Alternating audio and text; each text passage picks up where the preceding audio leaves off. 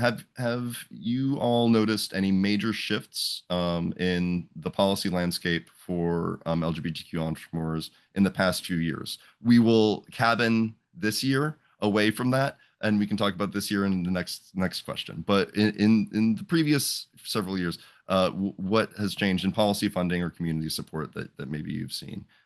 What we have noticed a lot is, especially after COVID, um, is this really, really big shift in people finding the ability to work remotely, seeing the opportunities that a lot of times were not in place. I think that companies were so against. Sometimes you fall into that status quo, and everybody.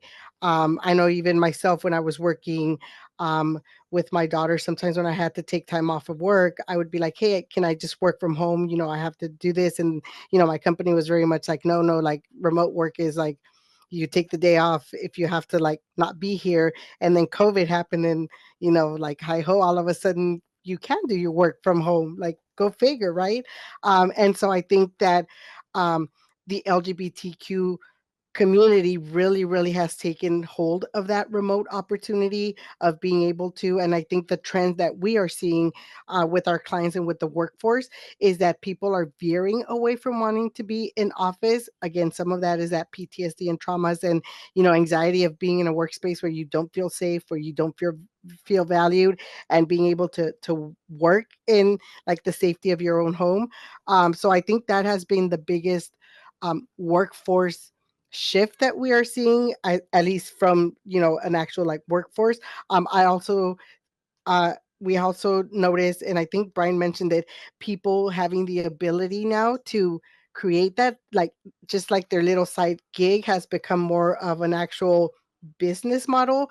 And I think there is a lot of opportunity, and the biggest gap right now is access for our community to find and thrive. So like small business programs, teaching people how to create their business model, and the technicalities of small business launching. I think it's kind of where the gap is in having access to that. One thing is we now have some data, which is pretty amazing and pretty recent. And you and AEO have been making the most of it, which is really exciting, I would say.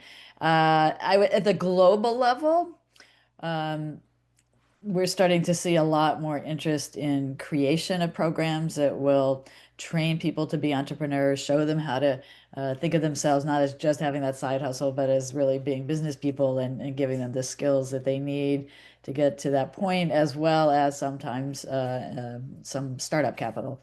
And so at CAPA, we're seeing organizations in India and Mexico and all really all over Latin America. Rio de Janeiro, for example, and other cities in Brazil are doing lots of training of entrepreneurs, just as a few examples. So I think there's a lot of recognition in some countries where many people work for themselves. You know, that's the kind of classic economy that's much more informal.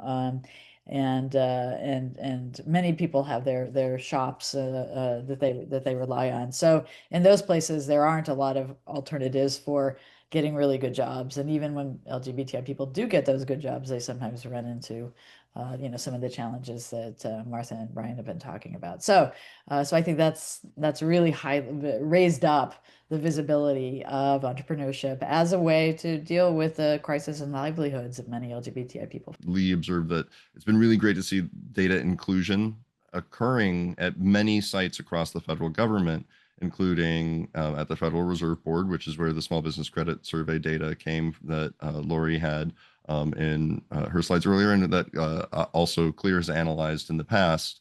I did a full report on the 2021 Small Business Credit Survey. And it's great to see that information being produced, and also for whereas legislation has been stymied at the federal level, of course, that agencies have taken it upon themselves to issue guidance and offerings, at least under the Biden administration, to say that LGBTQ people should be included in protections for credit opportunities and housing opportunities, and some of these economic things that we talk about. But that then brings us up to this year.